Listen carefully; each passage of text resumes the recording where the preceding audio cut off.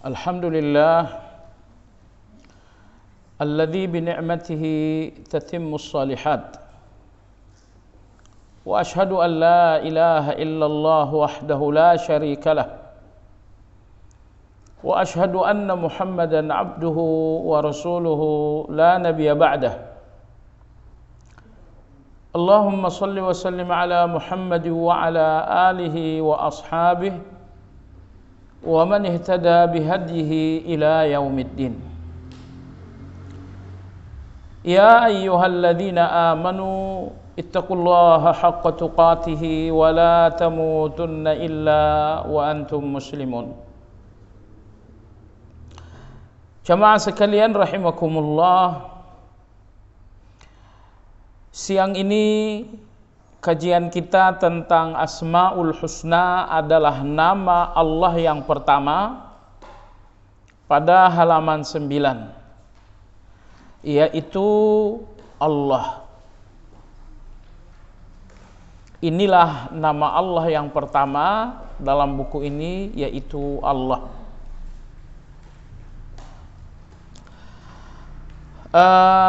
Jemaah sekalian,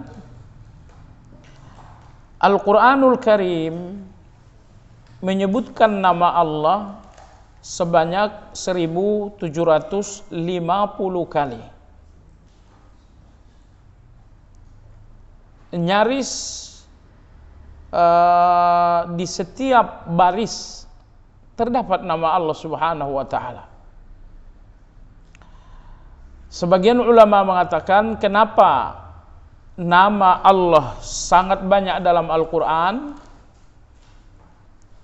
Agar orang yang sedang membaca Al-Quran tidak lupa dengan Allah.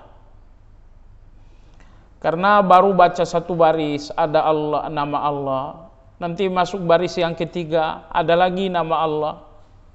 Nanti ada baris kelima ada lagi nama Allah. Entah berapa kali nama Allah akan ditemukan di setiap halaman, sehingga diharapkan kita tidak lalai dari Allah saat membaca Al-Quran. Ibu yang saya hormati, seorang ulama pernah ditanya, mungkinkah orang yang beriman hidup dalam kesepian? Beliau mengatakan tidak mungkin. Tidak mungkin orang yang betul-betul beriman hidup dalam kesepian. Kalau dia ingin bicara dengan Allah, maka ia berzikir atau ia berdoa. Tapi kalau dia mau Allah yang bicara dengan dia, maka dia membaca Al-Quran. Jadi kalau Anda ingin, Anda yang bicara dengan Allah, berzikirlah dan berdoalah. Tapi kalau Anda maunya Allah yang bicara dengan Anda, bacakan Al-Quran. Setiap huruf dan setiap katanya adalah kalimat-kalimat Allah Subhanahu wa ta'ala. Baik, masalah kita, ibu yang saya hormati, ketika kita membuka Al-Quran, kita hanya melihat kata demi kata, sehingga yang nampak hanya susunan huruf-huruf saja. Adapun sekiranya kita membaca Al-Quran, melihatnya dengan hati dan pemahaman, kita akan menemukan panorama dan keindahan yang luar biasa di balik setiap kata-kata Allah dalam Al-Quran.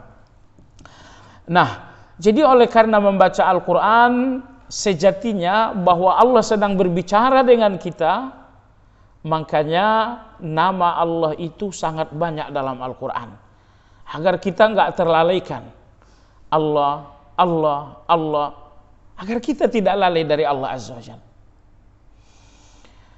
Itu pula rahasia kenapa saat membaca Al-Quran kita diharuskan beristiazah. Allah berfirman, wa idza quri'a, Allah Subhanahu wa ta'ala, fa idza qara'tal Qur'an fasta'idz billahi minasyaitonir rajim. Dan apabila engkau membacakan Al-Quran, maka ucapkanlah a'udzubillah minasyaitonir rajim. Karena pikiran kita tidak boleh terlalaikan dengan apapun saat membaca Al-Quran. Masalahnya ada dua orang yang hadir dengan Al-Quran. Ada orang yang hadir hanya dengan pendengaran, maka bacaan Al-Quran bagi mereka hanya sebuah suara. Tapi ada orang yang hadir dengan pemahaman, sehingga bacaan Al-Quran bagi mereka adalah nasihat dan pesan-pesan. Saya ulangi, orang-orang yang hadir saat dibacakan Al-Quran, Anda dengar Al-Quran dibacakan seorang imam, atau Anda dengar Al-Quran dibacakan oleh seorang qari. Kehadiran Anda bersama Al-Quran ada dua kemungkinan. Kalau kehadiran Anda hanya kehadiran telinga, maka Anda hanya mendengarkan suara dari Al-Quran, suara seorang imam, suara seorang qari. Tapi kalau kehadiran Anda dengan Al-Quran adalah kehadiran faham, maka Al-Quran gak sekedar suara yang terdengar, tapi Anda akan mendengarkan nasihat. Anda mendengarkan untaian, Anda mendengarkan untaian wasiat-wasiat dari Allah Subhanahu wa taala. Jemaah sekalian, ayat pertama dalam Al-Quran yaitu Bismillah, itu dengan menyebutkan nama Allah. Jadi Al-Quran ayat pertamanya adalah Bismillah, dan nama Allah yang pertama pada ayat pertama di surat yang pertama adalah nama Allah. Bismillah, dengan nama Allah. Bismillahirrahmanirrahim, dengan nama Allah yang Maha Pengasih lagi Maha Penyayang. Ibu yang saya hormati, kita dianjurkan dalam segala hal mengawalinya dengan basmalah, dengan nama Allah. Kenapa? Ada dua alasan minimal. Alasan yang pertama, apapun yang Anda lakukan, ketika Anda menyebutkan nama Allah, berarti Anda tidak melakukannya untuk nama Anda.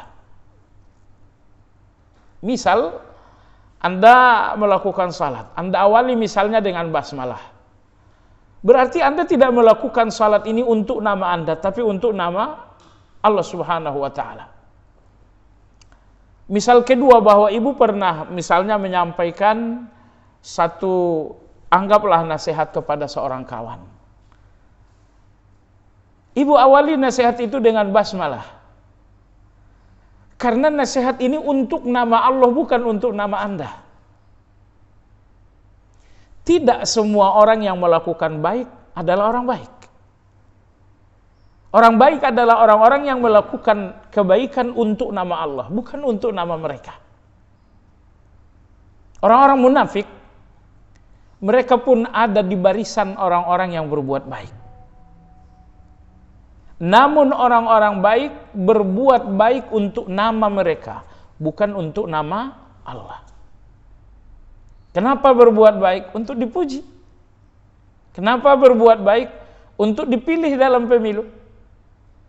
Mereka berbuat baik untuk nama mereka, bukan untuk nama Allah. Nah, disitulah kita kemudian mengucapkan basmalah. Basmalah saat kita berbicara, basmalah ketika A, ketika C.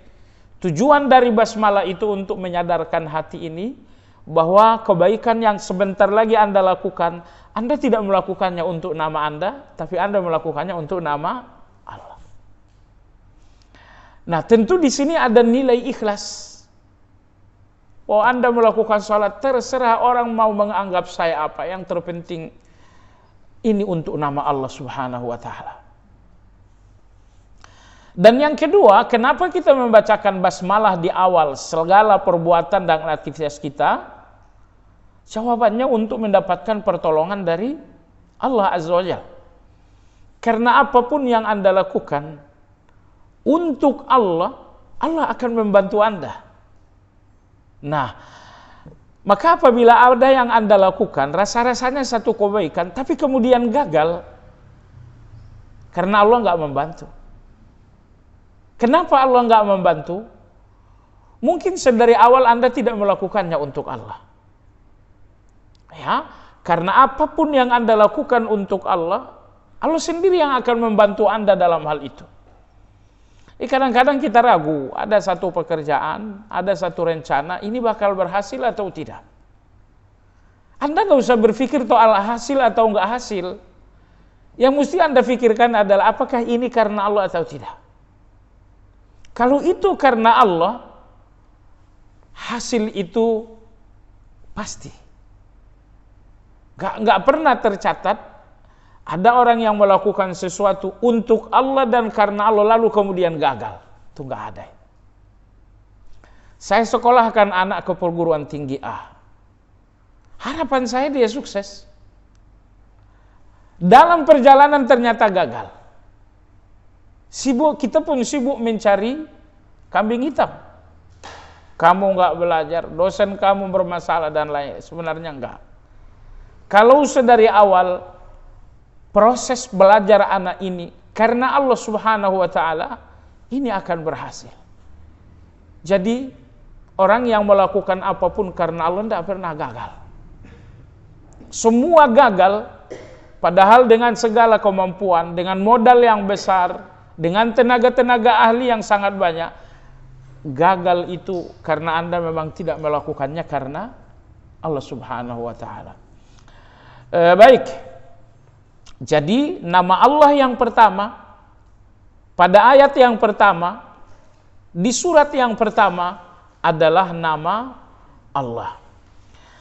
Penulis berkata Allah berarti al-ma'luh yang diibadahi, yang berhak atas penyembahan atau peribadahan seluruh ciptaannya. Ternyata arti dari Allah itu adalah yang maha diibadahi. Yang maha diibadahi. Ibadah itu hak Allah atau hak manusia? Ibadah itu hak Allah. Bagi manusia adalah kewajiban. Ibu yang saya hormati, apabila Anda lihat nama-nama Allah itu ada dua macam ya. Ada nama Allah yang maknanya untuk Allah. Misalnya Allah, artinya maha diibadahi. Ibadah itu untuk Allah. Baik. Tapi ada nama-nama Allah yang maknanya untuk manusia. Misalnya nama Allah Ar-Razzaq. Artinya Allah maha memberi rezeki. Makna dari nama Ar-Razzaq bukan untuk Allah tetapi untuk manusia. Misalnya Ar-Rahmanir Rahim, Allah maha pengasih, Allah maha penyayang. Nama Ar-Rahmanir Rahim mengandung makna kasih dan sayang. Untuk siapa kasih dan sayang itu? Bukan untuk Allah tapi untuk kita. Jadi dapat dikategorikan nama Allah itu ada dua kategori. Kategori pertama, nama-nama Allah yang maknanya adalah untuk Allah. Dan yang kedua, nama-nama Allah yang maknanya adalah untuk manusia. Nah, kata Allah yang artinya maha diibadahi, maknanya adalah untuk Allah. Karena ibadah itu adalah untuk Allah Subhanahu wa ta'ala. Nah, ibu yang saya hormati, sampai di sini kita memahami arti dari firman Allah bagian akhir surat Az-Zariyat yang berbunyi wa ma khalaqtul jinna wal insa illa liya'budun. Aku tidak menciptakan jin, aku pun tidak menciptakan manusia kecuali untuk beribadah. Dengan arti sederhananya begini. Aku tidak memberikan kehidupan kepada jin. Aku pun tidak memberikan kehidupan itu untuk manusia, melainkan agar kehidupan itu sepenuhnya menjadi ibadah. Allah berikan Anda kehidupan 24 jam dalam sehari. Dan Allah ingin 24 jam Anda itu adalah ibadah. Allah berikan Anda kehidupan 7 hari dalam sepekan. Dan Allah ingin 7 hari Anda itu adalah ibadah. Allah berikan Anda 30 hari dalam sebulan. Dan Allah menuntut agar 30 hari Anda adalah ibadah. Allah berikan Anda kehidupan 360 sekian hari dalam setahun. Dan Allah menuntut Anda agar kehidupan 360 hari dalam setahun itu betul-betul ibadah. Itulah makna firman Allah, "Wa ma khalaqtul jinna wal insa illa liya'budun." Dan aku tidaklah memberikan kehidupan terhadap jin, terhadap manusia, melainkan agar kehidupan itu sepenuhnya menjadi ibadah. Sepenuhnya menjadi ibadah. Nah, ibu yang saya hormati, coba renungkan, apapun yang Anda lakukan tidak akan menjadi nilai bagi Anda kecuali kalau yang Anda lakukan itu ibadah. Contoh, 1 jam Anda memanjakan diri dengan pantai yang sangat indah, boleh jadi di luar negeri. Setelah Anda kembali dari pantai, apakah ada yang mengatakan, oh ini orang soleh? Enggak ada yang mengatakan demikian. Mungkin Anda pun pergi ke puncak gunung terindah untuk memanjakan diri dengan detik-detik matahari terbenam. Anggaplah Anda 2 jam pula di sana. Sekembalinya dari puncak gunung tersebut, apakah ada yang mengatakan Anda orang baik? Tidak. 2 jam di pantai, 2 jam di puncak gunung, Anda benar-benar ternikmati dengan pemandangan indah itu, tapi ternyata itu semuanya tidak memberikan Anda nilai bahwa Anda orang baik. Baik. Anda misalnya berbelanja di sebuah supermarket ternama seluruh dunia. Anggaplah Anda habiskan waktu 4 jam di supermarket termahal dunia itu. Apakah ada orang yang mengatakan Anda orang baik? Tidak ada. Nah, ibu yang saya hormati, tapi begitu Anda melakukan salat, orang mengatakan itu orang baik. Begitu Anda membantu orang-orang fakir, begitu Anda peduli dengan anak yatim, orang-orang mengatakan ini orang saleh. Ternyata ibu yang saya hormati, Anda tidak mendapatkan nilai diri Anda kecuali dalam ibadah. Anda tidak akan mendapatkan harga diri Anda yang sesungguhnya kecuali dalam ibadah. Anda tidak akan menemukan kehormatan Anda kecuali ibadah. Dengan berbelanja, dengan jalan-jalan, itu nggak memberikan Anda sedikit pun kehormatan. Nggak akan memberikan Anda sedikit pun nilai. Tapi begitu Anda membantu fakir miskin, begitu Anda berzakat, begitu Anda beribadah, semua kebaikan-kebaikan, semua ibadah-ibadah ini memberikan Anda kehormatan.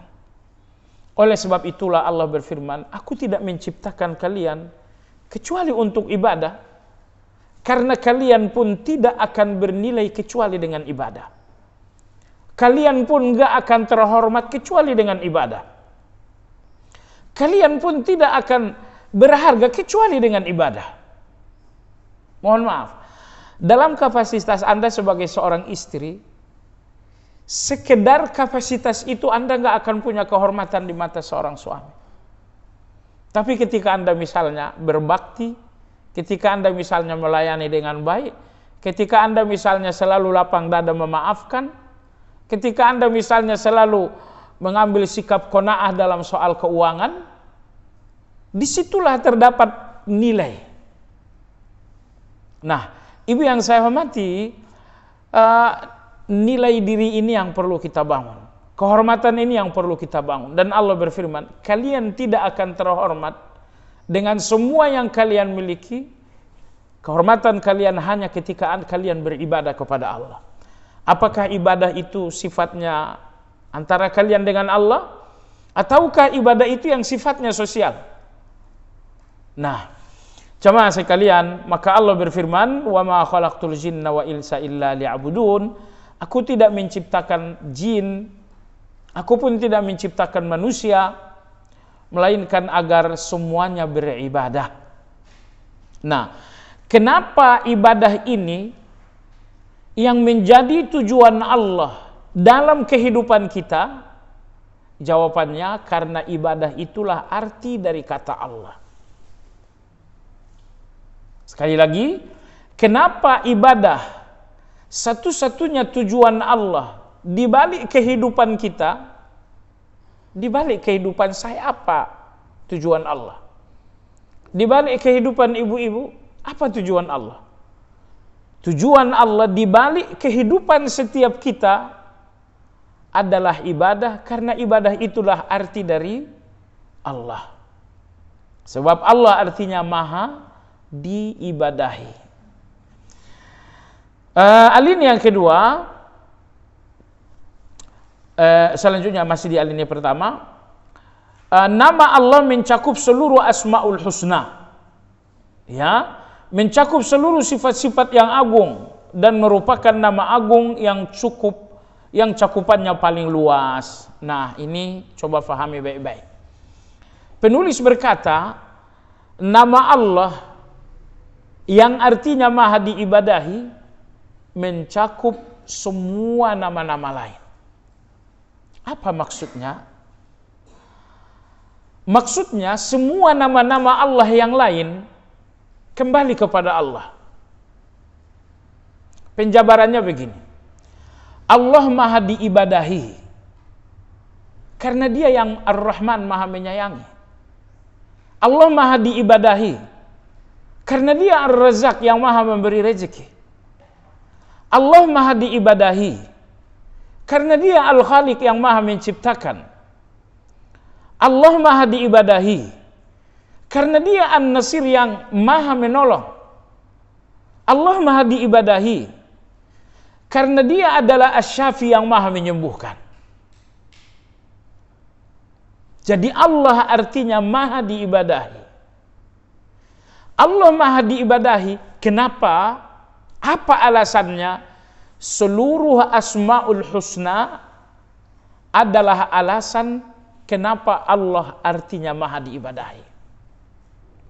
Allah maha diibadahi karena Dia Ar-Rahman, karena Dia Ar-Rahim, karena Dia Ar-Razzaq, karena Dia Al-Karim, karena Dia Al-Khaliq. Nah, seandainya Allah bukan Ar-Rahman, maka Allah itu tidak mungkin diibadahi. Ini matahari, tidak boleh ibadah kepada matahari, karena matahari itu tidak Ar-Rahman kepada Anda. Matahari itu tidak Ar-Razzaq, maha memberi rezeki kepada Anda. Matahari itu tidak Al-Wali, maha melindungi bagi Anda. Matahari itu tidak An-Nasir, maha membantu Anda. Maka matahari tidak diibadahi. Nah, jadi penulis buku mengatakan Allah artinya maha diibadahi. Kenapa ibadah itu hanya untuk Allah? Enggak boleh kepada selain Allah? Kata beliau, karena semua asmaul husna ada pada Allah. Yang maha penyayang adalah Allah. Yang maha menolong adalah Allah. Yang maha melindungi adalah Allah. Yang maha menyembuhkan adalah Allah. Ini semua asmaul husna ada pada Allah, maka Allah maha diibadahi. Tetapi matahari, tetapi bulan, apakah pada matahari dan pada bulan ada asmaul husna? Apakah bulan ini maha penyayang? Tidak.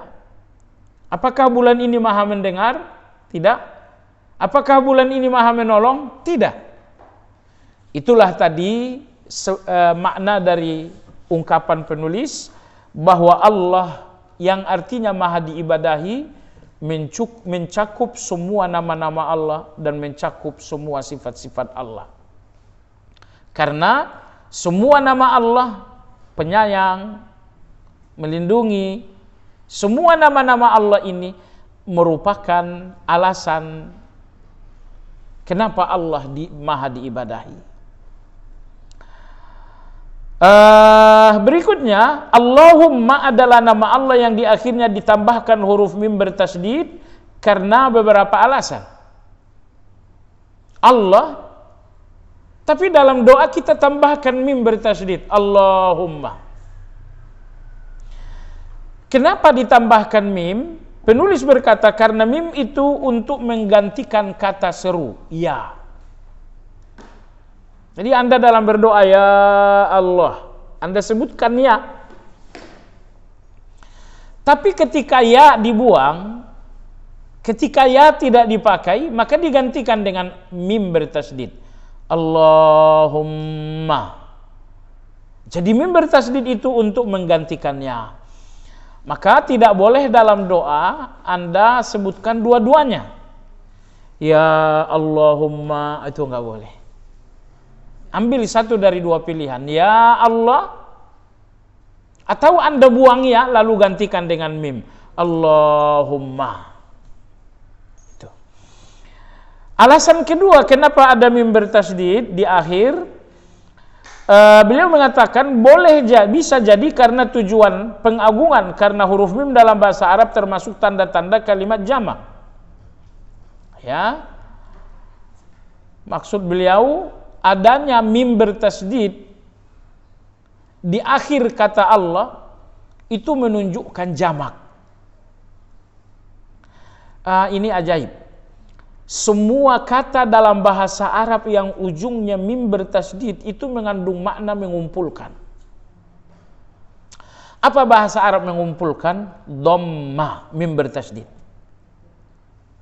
Seorang ibu dinamakan dalam bahasa Arab al-ummu, mim bertasdid lagi. Kenapa? Karena seorang ibu menghimpun anak-anaknya dalam rahimnya.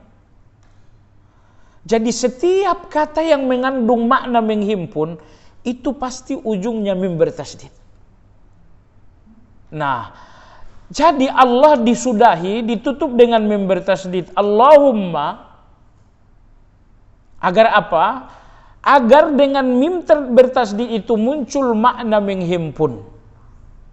Sehingga seolah-olah dengan mengatakan Allahumma, Anda telah mengucapkan seluruh nama-nama Allah yang banyak.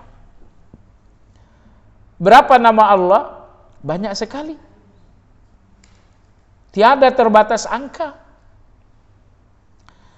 Karena Allah Maha Besar. Kalau ada jumlah yang membatasi nama Allah, berarti Allah itu tidak besar. Kalau ada jumlah yang membatasi nama Allah, berarti Allah tidak maha luas.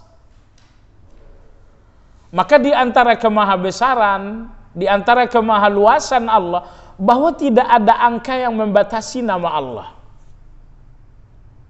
Cuman kalau Anda hafal 99 nama, Anda akan masuk surga. Jadi angka 99 itu untuk masuk surga, bukan untuk membatasi.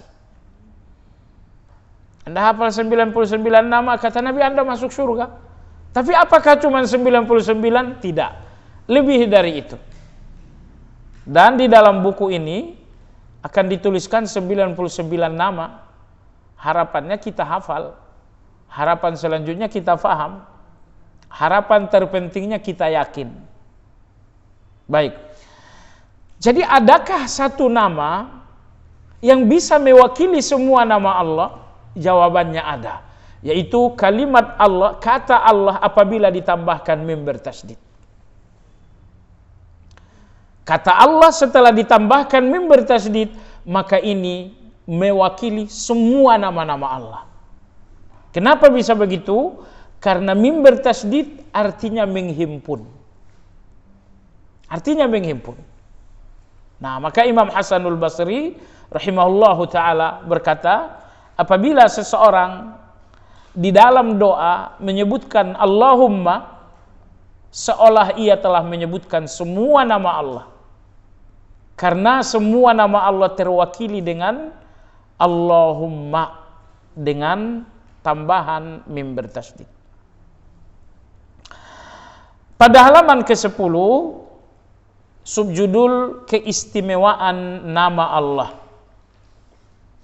Tadi kita lihat jumlah yang sangat banyak. 1750 kali jumlah kata Allah dalam Al-Quran. Apa istimewanya nama Allah dibanding dengan nama-nama lain? Penulis berkata, Allah merupakan nama baku, bukan pengembangan kata seperti nama-nama lain. Kalau Ar-Rahman itu kata derivatif. Dari kata Rahman ini muncul kata rahmat. Kalau Ar-Razzaq itu kata berkembang. Dari kata Razzaq itulah muncul kata rezeki. Nah, kalau kata Allah Apakah merupakan kata derivatif, kata yang berkembang? Jawabannya tidak. Jadi kalau ada yang berkata apa pengembangan kata Allah, jawabannya nggak ada. Kalau Ar-Razzaq, pengembangan katanya adalah rezeki. Kalau Ar-Rahman, pengembangan katanya adalah rahmat. Kalau As-Salam, pengembangan katanya adalah selamat. Tapi kata Allah itu tidak ada pengembangan katanya. Yang kedua, Allah merupakan nama khas bagi Allah, maka ia tidak boleh digunakan untuk selain Allah. Anda boleh menamai seseorang dengan Rahim. Anda boleh menamai seseorang misalnya dengan Rahman. Tapi nama Allah tidak boleh Anda gunakan untuk siapapun. Maka dalam surat Maryam ayat 65 Allah berfirman, hal ta'lamu lahu samiyya? Adakah kamu mengetahui ada yang sama dengannya, dengan Allah? Yang ketiga, Allah adalah induk dari semua nama, di mana semua nama disandarkan kepada Allah. Jadi keagungan nama Allah yang ketiga, bahwa semua nama Allah dikembalikan kepada kata Allah. Ar-Rahman, nama Allah. Ar-Rahim, nama Allah. Ar-Razzaq, nama Allah. Semua nama-nama Allah dikembalikan kepada kata Allah. Tapi Anda nggak mungkin mengatakan Allah itu nama Ar-Rahman, Allah itu namanya Ar-Razzaq, Allah itu namanya Al-Karim. Jadi Anda tidak mungkin mengembalikan Allah kepada nama-nama lain, tapi semua nama-nama lain Anda kembalikan kepada Allah. Maka beliau mengatakan Allah adalah induk dari segala Asmaul Husna. Keistimewaan yang keempat, Allah menunjukkan seluruh Asmaul Husna yang lain. Ini tadi kita sudah jelaskan, bahwa Allah yang berarti maha diibadahi. Kenapa Allah maha diibadahi? Karena dia Ar-Rahman, karena dia adalah Malik, karena dia adalah As-Samad, karena dia adalah Al-Qawi. Jadi kata Allah yang artinya maha diibadahi, di sana terkandung seluruh Asmaul Husna. Yang kelima, di antara keunikan nama Allah bahwa alif lam pada bagian awal kalimat merupakan bagian dari kalimat. Jadi kalau nama Allah Ar-Rahman, alif lam di awal bisa Anda buang menjadi Rahman. Nama Allah Al-Malik, Anda bisa membuang alif lam menjadi Malik. Jadi alif lam dalam kata Al-Malik, alif lam dalam kata Ar-Rahman bukan bagian dari kata, tidak senyawa dengan kata. Adapun alif lam dalam kata Allah, alif lam yang ada dalam kata Allah itu senyawa dengan Allah, jadi nggak bisa dipisah. Baik, keistimewaan kata Allah yang keenam, Allah adalah nama pertama dalam ayat pertama pada Al-Quran. Bismillahirrahmanirrahim, alhamdulillahirabbil alamin, dan selanjutnya. Keistimewaan yang ketujuh, dalam ayat yang berbunyi Qulidu'ullah awidu'ur rahman, berdoalah kalian dengan menyebut nama Allah atau dengan menyebutkan Ar-Rahman. Kedua nama tersebut secara khusus karena keagungan keduanya. Kenapa Allah berfirman Qulidu'ullah awidu'ur rahman? Berdoa alias berserulah kalian dengan menyebut nama Allah, atau berdoalah kalian dengan menyebutkan nama Ar-Rahman. Cuman dua nama ini saja yang disebut. Kenapa tidak disebutkan Qulidu'ul Karim? Berdoalah dengan menyebutkan Al-Karim. Berdoalah dengan menyebutkan nama Ar-Razzaq. Padahal ibu-ibu, kita diperintahkan berdoa menyebutkan semua nama-nama Allah. Lantas dalam ayat ini yang disebutkan cuma dua, yaitu Allah dan Ar-Rahman.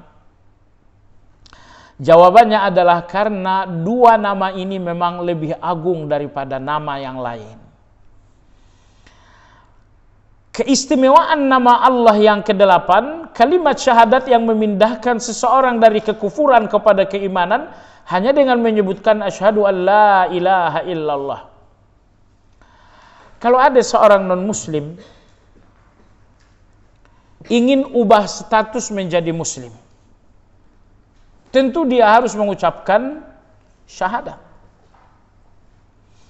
Tetapi sahkah syahadat itu dengan nama selain nama Allah? Misalnya dia katakan la ilaha illar rahman, atau asyhadu an la ilaha illar rahman. Apakah sah? Enggak sah. Asyhadu an la ilaha illar rahim, tidak sah. Syahadat ini mengubah status seseorang dari non-muslim menjadi muslim. Ternyata nama Allah yang mesti diucapkan dalam syahadat adalah Allah. Syahadat itu enggak sah kalau yang Anda sebutkan nama yang lain. Baik. Keagungan dan keistimewaan nama Allah berikutnya yang ke-9. Karena keagungan nama Allah, maka ia akan diangkat di akhir zaman saat arwah orang-orang mukmin telah dicabut. Jadi maksud beliau, di akhir zaman akan banyak nama-nama Allah itu yang tidak dikenal lagi. Sekarang ini misalnya, Anda temui seorang mukmin, apa kamu tahu ada nama Allah Al-Wadud? Mungkin dia enggak tahu.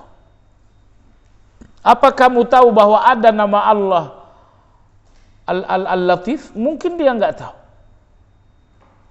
Jadi perlahan nama-nama Allah yang banyak ini satu persatu dilupakan oleh manusia.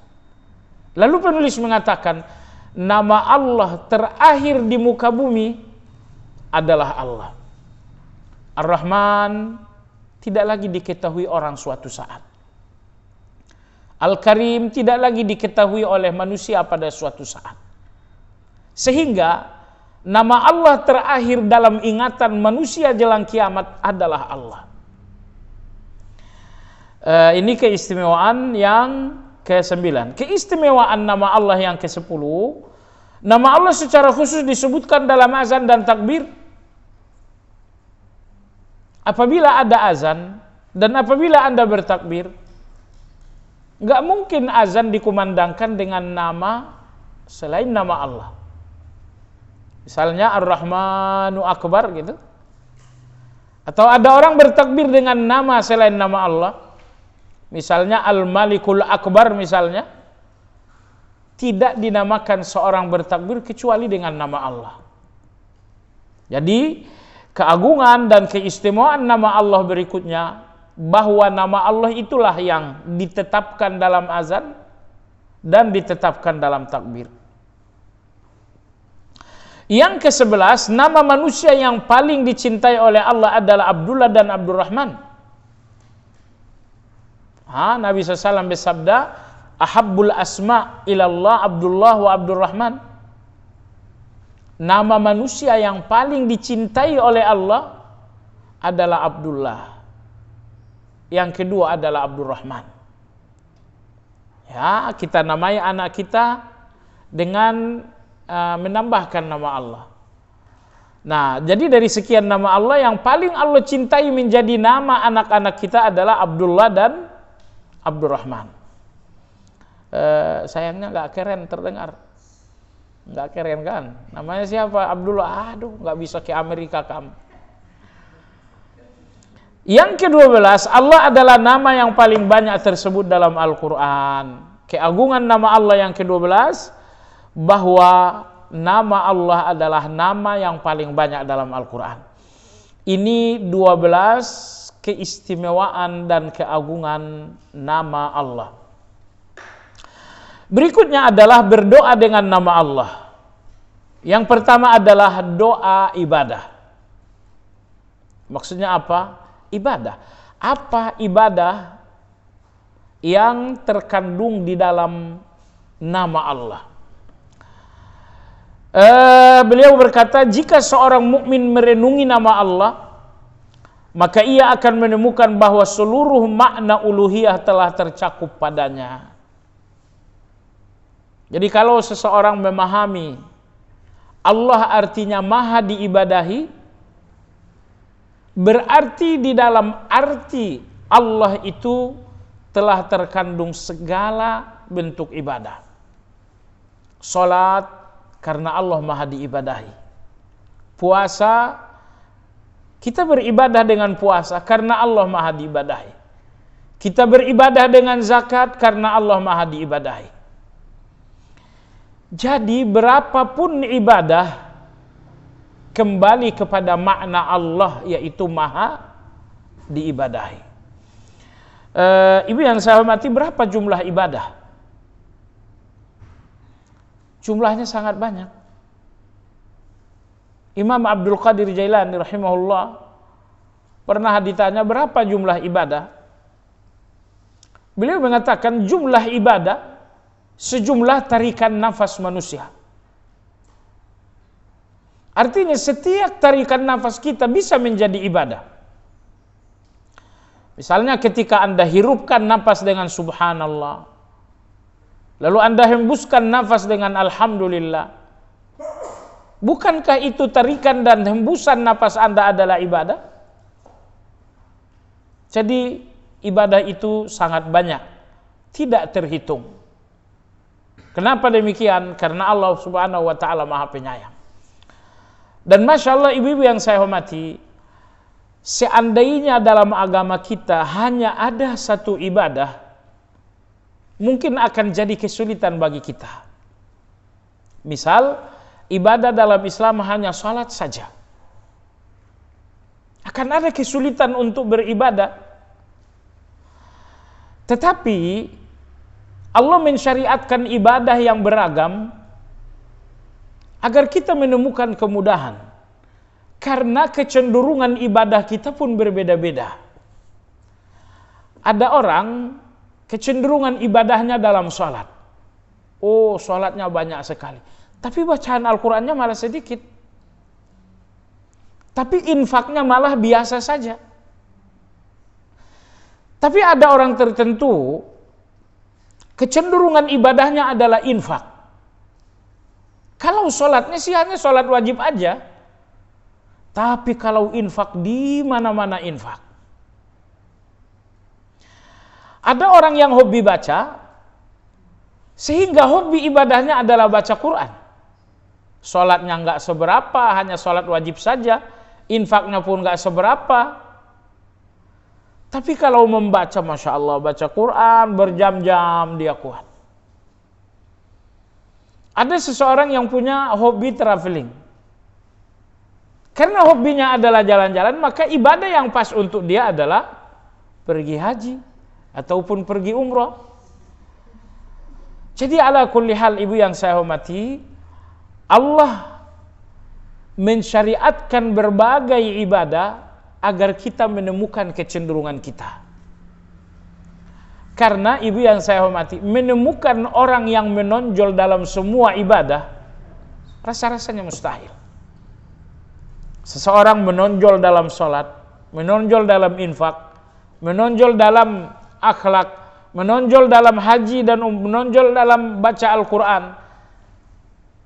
Menemukan orang yang memiliki, yang menonjol dalam segala cabang-cabang ibadah, itu nggak mungkin. Nah, maka oleh sebab itu, apa yang menjadi kecenderungan kita dalam ibadah, maka Allah Subhanahu wa taala mensyariatkan ibadah yang beragam, bermacam-macam agar kita mengambil mana yang menjadi kecenderungan kita. Nah, dan yang terpenting lagi, ada ibadah khusus, ada ibadah umum. Yang dimaksud dengan ibadah umum, ibadah yang berlaku untuk semua orang. Salat ini berlaku untuk saya, untuk ibu, dan untuk semua orang. Maka salat ini adalah ibadah umum. Nah, tapi kalau saya guru ngaji, maka ngajar ngaji adalah ibadah khusus saya. Gak mungkin misalnya para pejabat ngajar ngaji, karena mereka bukan guru ngaji. Kalau begitu, ngajar ngaji bagi seorang guru ngaji adalah ibadah khusus. Baik. Kalau saya orang berduit, ibadah khusus saya apa? Sedekah, infak, itu ibadah khusus saya. Kalau saya seorang polisi, ibadah khusus saya adalah menjaga keamanan. Nah, jadi maksud saya adalah ada orang yang berusaha menonjol dalam ibadah umum. Oh, itu bagus. Tapi jauh lebih bagus lagi kalau Anda berjuang menonjol dalam ibadah khusus. Maka Anda lihat jamaah sekalian, dalam cerita-cerita yang disampaikan Nabi SAW, orang-orang yang beliau sebutkan masuk surga, ternyata bukan karena menonjol dalam ibadah umum, tapi karena menonjol dalam ibadah khusus. Contoh, Nabi kita bercerita tentang kisah seorang pelacur. Tapi suatu hari beliau menemukan seekor anjing yang kehausan dan nyaris mati karena kehausan. Tidak ada siapapun di tempat itu kecuali dia saja. Kalau misalnya ada 10 orang di tempat itu, maka kewajiban menyelamatkan anjing ini adalah kewajiban untuk 10 orang. Tapi di tempat itu hanya dia seorang diri. Maka menyelamatkan seekor anjing hanya kewajiban untuk seorang pelacur tersebut. Berarti memberikan minum kepada anjing ini ibadah umum atau ibadah khusus? Ibadah khusus. Maka Nabi SAW bersabda, "Fasyakarallahu laha, faghfara laha, wa adkhalaha al-jannah." Ketika pelacur itu memberikan minum kepada anjing dan anjing ini pun selamat, kata Nabi SAW, Allah berterima kasih kepada sang pelacur. Kemudian Allah mengampuninya. Yang ketiga, kemudian Allah memasukkannya ke dalam surga. Jadi pintu surga pelacur ini bukan salat. Pintu surga pelacur ini bukan zakat. Tapi pintu surga bagi pelacur ini adalah satu ibadah khusus yang hanya beliau melakukannya, nggak dilakukan oleh siapapun. Baik. Nabi kita juga bercerita, ra'aitu rajulan yataqallabu fil jannah ala syaukatin yuakhiruha fi tariqin nasi wa qad tu'zihim. Kata Nabi SAW, aku melihat seorang laki-laki bolak-balik jalan-jalan di surga. Disebabkan karena ranting kayu jatuh ke jalan yang dilewati orang banyak, sangat mengganggu dan tidak ada yang menghilangkannya, mengangkatnya kecuali laki-laki tersebut. Maka Nabi bersabda, aku melihatnya bolak-balik di surga, jalan ke sana kemari penuh dengan kebebasan. Nah, laki-laki ini masuk surga bukan karena ibadah umum, tetapi karena satu ibadah yang sangat khusus. Nah, saya berikan contoh yang ketiga. Seorang laki-laki bernama Harithah bin Nu'man.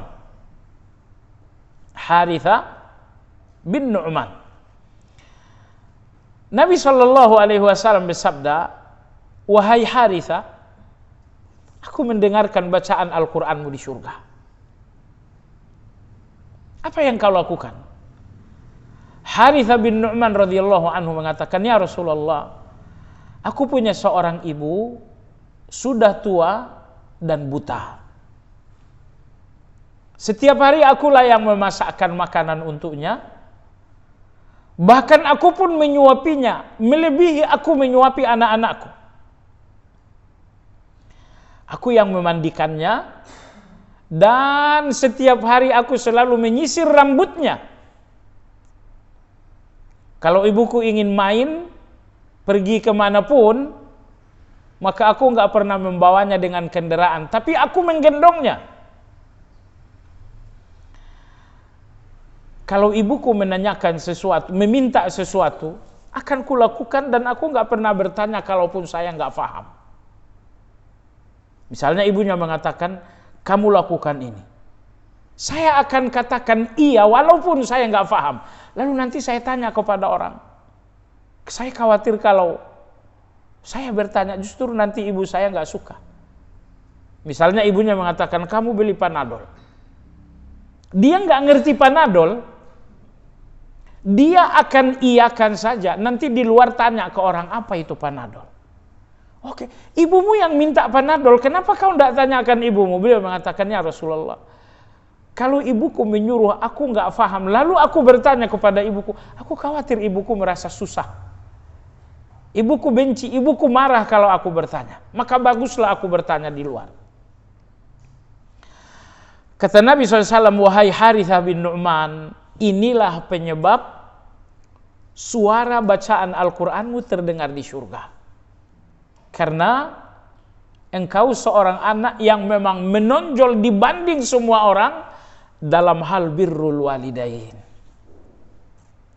Ya, berbakti kepada orang tua. Tidak ada orang di zaman Nabi yang berbakti seperti Harithah bin Nu'man ini. Jelas di antara sahabat nggak ada sahabat yang durhaka. Nggak ada itu. Tapi sahabat yang berbakti melebihi seorang Harithah bin Nu'man, rasa-rasanya juga tidak ada. Maka Nabi SAW berkata, wahai Harithah, suara tilawah Al-Quranmu terdengarkan di surga disebabkan karena engkau seorang anak yang berbakti kepada orang tua melebihi semua anak-anak yang berbakti.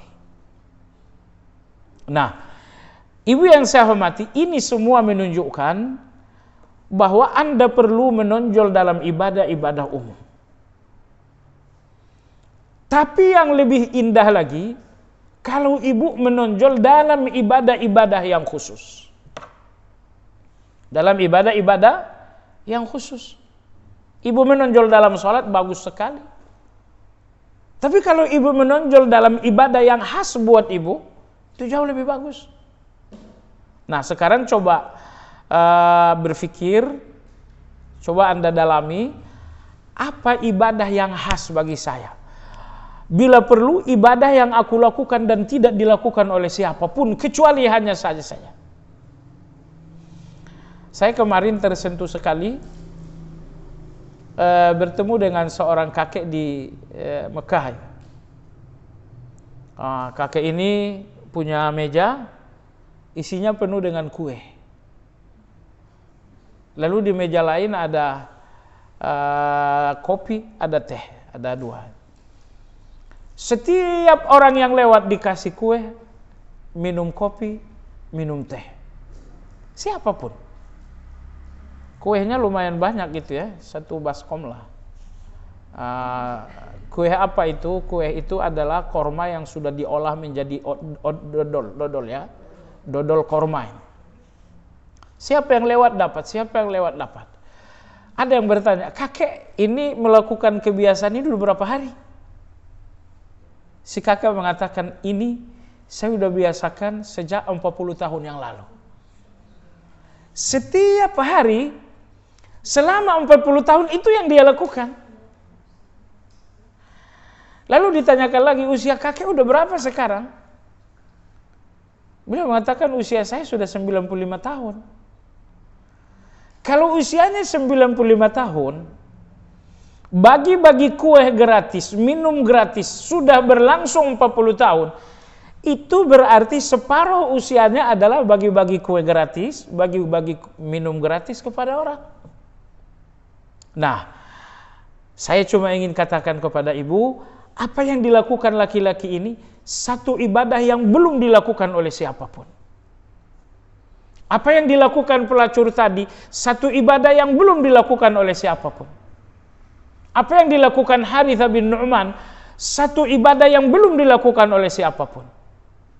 Dan ibadah seperti inilah yang selalu membuka pintu surga bagi seseorang. Ibadah seperti ini yang selalu membuka pintu surga bagi seseorang. Nah, maka saya katakan tadi ibu, cobalah berpikir lebih dalam.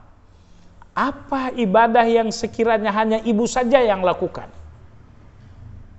Tidak bisa tidak dilakukan oleh siapapun. Nah, cobalah ibu berpikir tentang hal itu, karena dalam banyak cerita-cerita Nabi kita lihat bahwa orang-orang yang beliau ceritakan ahlu surga rata-rata disebabkan karena ibadah yang sangat istimewa. Baik. Selanjutnya penulis tadi berkata, jika hal itu telah mantap baginya, maka sesungguhnya hanya Allah satu-satu yang berhak diibadahi. Niscaya ia akan tunduk dan taat kepadanya. Ia akan menetapkan hatinya dalam keagungannya. Ia akan menggantungkan cinta, takut dan harap kepadanya. Maksud penulis begini, karena nama Allah berarti maha diibadahi,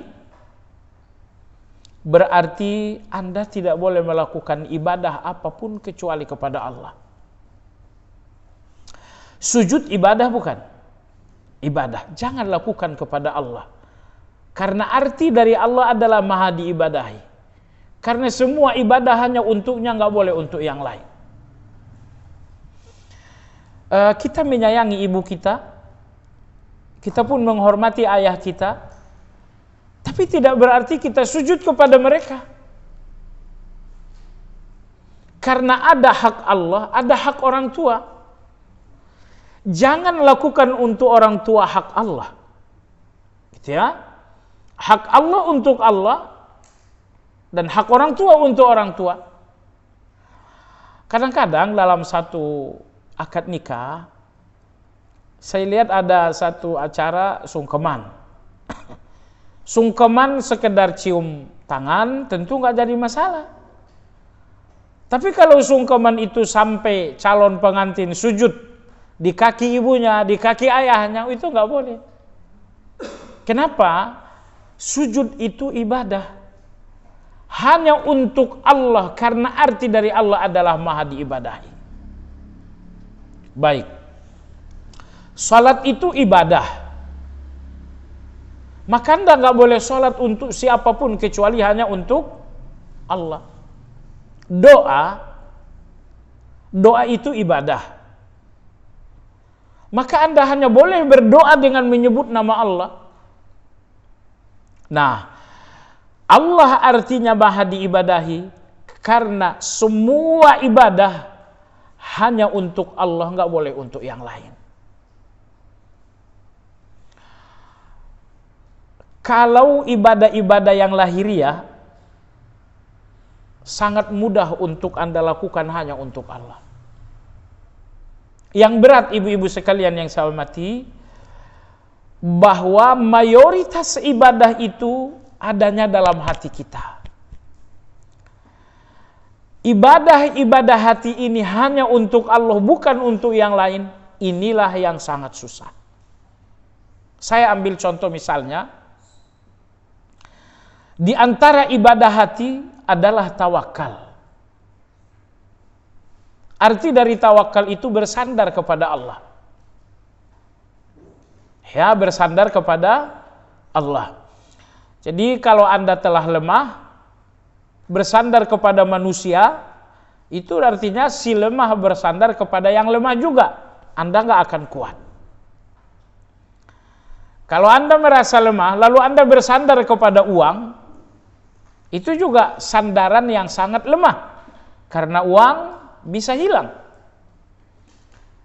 Kalau Anda seorang profesional dan Anda sandarkan hidup kepada profesi Anda, itu sandaran yang sangat lemah. Karena nanti akan ada usia di mana Anda pensiun, berarti Anda akan hilang sandaran. Agama ini mengajarkan sandarkan hidupmu kepada yang maha abadi, yaitu Allah Azza wa Jalla. Jangan sandarkan hidup kepada orang tua nggak abadi. Jangan sandarkan hidup kepada suami nggak abadi. Jangan sandarkan hidup kepada profesi tidak abadi. Sandarkan hidup hanya kepada yang maha abadi, yaitu Allah Azza wa Jalla. Nah, menyandarkan hidup dengan segala bentuknya kepada Allah itu dinamakan dengan tawakal. Tawakal itu ibadah hati. Nah, Ini sangat berat. Karena faktanya sangat banyak bagian-bagian hidup yang kita sandarkan kepada selain Allah Subhanahu wa taala. Kalau kita sakit, harapan sembuh kita sandarkan kepada dokter. Wah, itu kita sudah menyimpang dalam tawakal. Kamu mau sembuh? Iya. Siapa yang kamu lihat dalam kesembuhan? Saya melihat seorang dokter. Saya melihat sebuah obat. Saya melihat seorang spesialis. Anda lihat selain Allah dalam keinginan Anda. Ini berarti Anda tidak tawakal kepada Allah Subhanahu wa taala. Jadi ibadah-ibadah lahiriah untuk Allah relatif mudah. Yang susah ibu-ibu sekalian adalah bagaimana agar ibadah-ibadah hati ini hanya untuk Allah. Salah satunya adalah tawakal. Tadi disebutkan contoh kedua, ibadah hati yang kedua adalah cinta. Ibadah hati yang kedua adalah cinta. Cinta itu ibadah. Ya, cinta ada ibadah, tapi ada yang bukan ibadah, yaitu naluri. Kalau seorang ibu mencintai anak, itu cinta naluri. Kalau seorang kakak mencintai adik, itu cinta naluri. Tapi ada satu cinta yang bernama cinta ibadah. Dan cinta ibadah itu hanya untuk Allah Subhanahu wa ta'ala. Jadi Anda nggak boleh mencintai anak dengan cinta ibadah. Anda nggak boleh mencintai orang tua dengan cinta ibadah. Baik. Apa perbedaannya cinta ibadah dengan cinta naluri? Cinta di mana Anda melakukan apa saja, itulah cinta ibadah. Cinta di mana Anda melakukan apa saja, cinta seperti ini hanya untuk Allah. Saya cintai anak saya, tapi tidak berarti saya melakukan apapun untuk anak saya. Misal, anak saya minta sesuatu, saya nggak ada uang, akhirnya saya korupsi. Itu artinya saya mencintai anak saya sampai saya melakukan apa saja. Cinta di mana Anda melakukan segala-galanya itu dinamakan cinta ibadah. Cinta seperti ini hanya untuk Allah Subhanahu wa ta'ala. Nah, di akhir surat Asy-Syams, Allah Subhanahu wa ta'ala berfirman, fa'aqaruha fadamdam alaihim rabbuhum bidzambihim fasawwaha wa la yakhafu uqbaha. Ayat ini bercerita tentang umat Nabi Saleh. Ibu tahu bahwa di antara mukjizat yang Allah anugerahkan kepada Nabi Saleh adalah seekor onta. Seekor onta yang keluar dari batu besar. Jadi suatu hari berkumpullah umat-umat Nabi Saleh. Mereka mengatakan, wahai Nabi Saleh, itu batu sangat besar. Kalau batu itu bisa pecah, lalu keluarlah induk onta dan anak yang baru dilahirkan, kami akan beriman kepadamu. Nabi Saleh alaihi salam berdoa. Ibu yang saya hormati, permintaan kaum ini, umat ini, mustahil atau tidak? Mustahil atau tidak? Satu batu besar pecah, lalu keluarlah induk onta dan anak yang baru dilahirkan. Mustahil atau tidak? Mustahil dalam hubungannya dengan logika. Ya. Tapi bagi Allah tidak ada yang mustahil kan? Makanya setiap selesai salat, bahkan di antara zikir paling sering kita bacakan, la ilaha illallah wahdahu la syarikalah lahul mulku wa lahul hamdu wa huwa ala kulli syai'in qadir. Dan Allah ala kulli syai'in qadir, atas segala-galanya maha mampu. Jadi tidak ada kata mustahil bagi Allah. Kata mustahil itu hanya dalam keterbatasan kita sebagai manusia. Nabi Saleh tahu bahwa tidak ada kata mustahil bagi Allah karena Allah ala kulli syai'in qadir. Maka dia berdoa kepada Allah, ya Allah, permintaan umat agar batu ini pecah, keluar induk onta dan anak yang baru dilahirkan. Akhirnya Allah Maha mendengar, batu besar itu pun pecah, keluarlah induk onta dan anak yang baru dilahirkan. Pertanyaannya, apakah umat Nabi Saleh beriman? Tidak.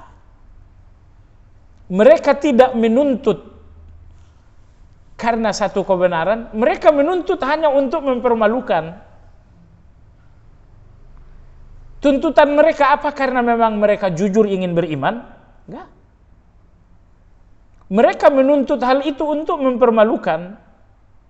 Nah, walaupun tuntutan mereka telah terpenuhi, tetap saja mereka tidak beriman karena memang mereka tidak jujur dalam tuntutan itu. Walaupun mereka enggak beriman, Nabi Saleh tidak mempersoalkan. Tapi Nabi Saleh mengatakan, hadhihi naqatullah fadharuha ta'kul fi ardillah wa la tamassuha bisu' fayughidhakum adzabun alim. Nabi Saleh berkata, onta ini milik Allah. Biarkan ia makan dan minum sesukanya dan jangan kalian ganggu. Tiba-tiba ada seorang anak muda yang sedang jatuh cinta kepada seorang gadis. Anak muda itu bernama Kudar. Si anak gadis mengatakan, wahai Kudar, kalau memang kamu mencintai saya, kamu bunuh ontanya Nabi Saleh. Nah, di sini si anak muda cinta kepada si gadis.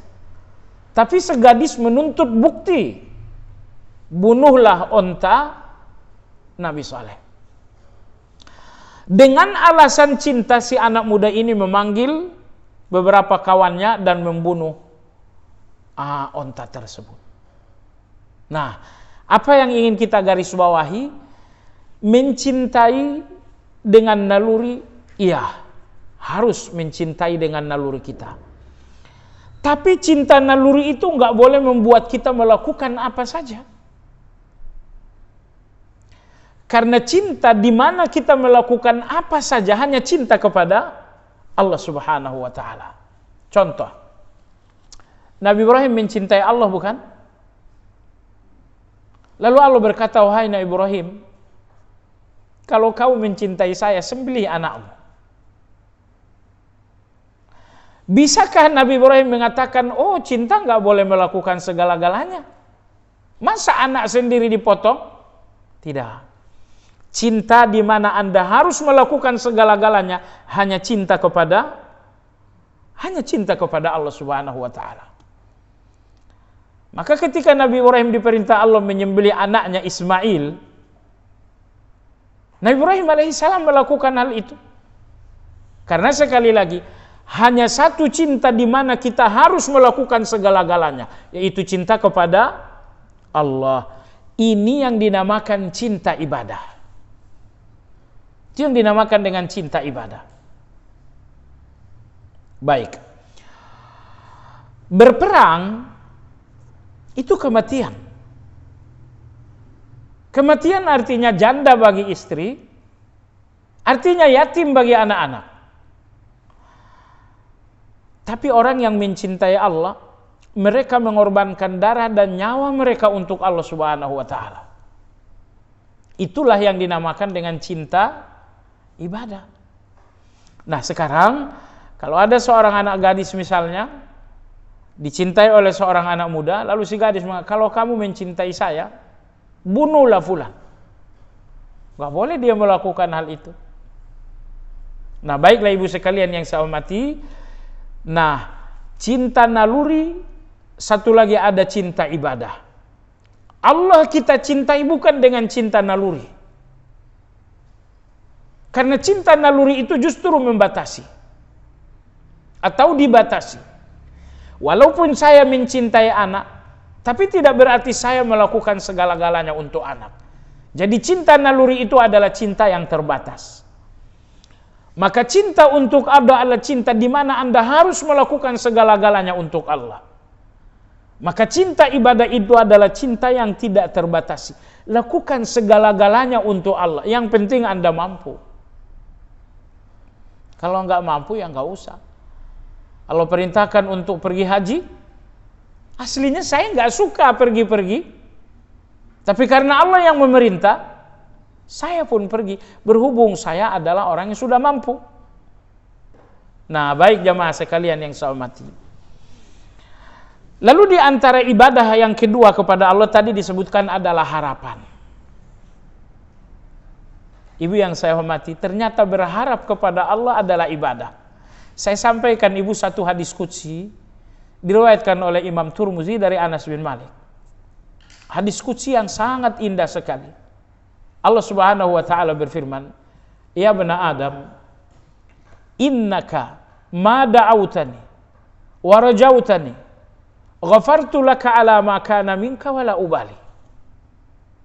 Wahai anak Adam, sepanjang doamu dan harapanmu hanya aku, akan kuampuni dosa masa lalumu dan aku nggak peduli sebanyak apapun. Saya ulangi, wahai anak Adam, sepanjang harapanmu hanya aku, kuampuni dosa masa lalumu dan aku nggak peduli sebanyak apapun itu. Ibu yang saya hormati, banyak kondisi-kondisi di mana kita berharap. Dalam kondisi sakit, kita berharap sembuh. Dalam kondisi kita nggak punya uang, kita berharap ada yang memberi. Dalam kondisi kita disakiti, kita berharap keadilan. Allah berfirman, seandainya harapanmu hanya aku untuk segala keinginanmu, kau ingin uang tapi harapanmu hanya aku.